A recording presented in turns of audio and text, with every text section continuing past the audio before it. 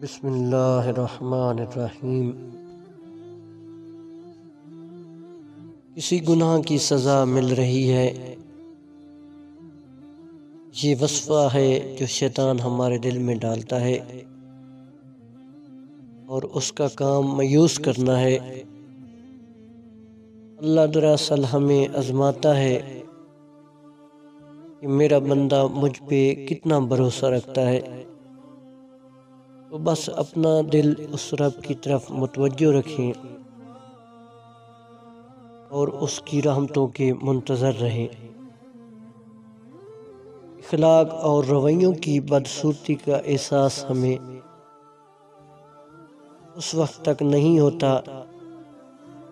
جب تک وہ ہمارے ساتھ نہ بڑھتے جائیں۔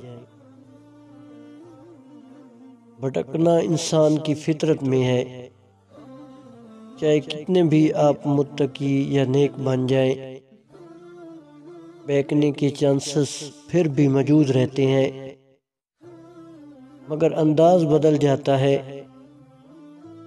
کبھی تقویٰ کے روپ میں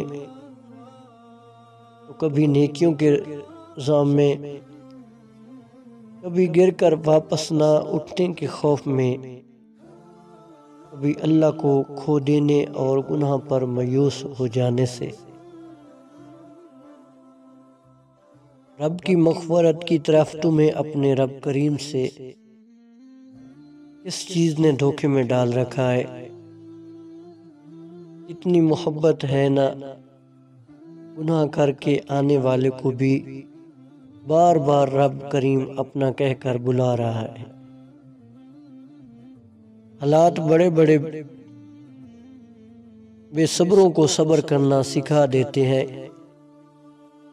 ایسے لوگ جو سادہ پانی پینا گوارا نہیں کرتے، حالات انہیں صبر کے گھونٹ پینے پر مجبور کر دیتے ہیں، اسی کا نام زندگی ہے۔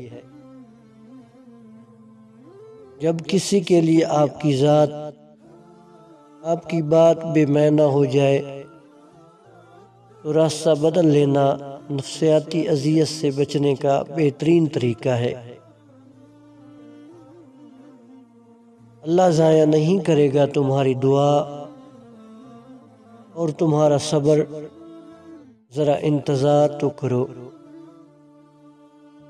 خدا کو ناراض کر کے لوگوں کو راضی نہ کرو، کیونکہ لوگوں کے بدلے دوسرے لوگ مل سکتے ہیں، مگر خدا کے بدلے کوئی دوسرا خدا نہیں مل سکتا۔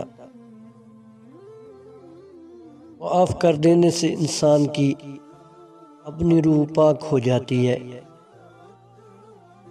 جب ہم یہ کہہ دیتے ہیں کہ اللہ ہم اپنے تمام معاملات تیرے سپرد کرتے ہیں، تو پھر وسوسہ کا شکار نہیں ہوتے، خلوص دل سے دعائیں مانگیں اور مانگتے جائیں، اس یقین کے ساتھ کہ میرا رب سن رہا ہے۔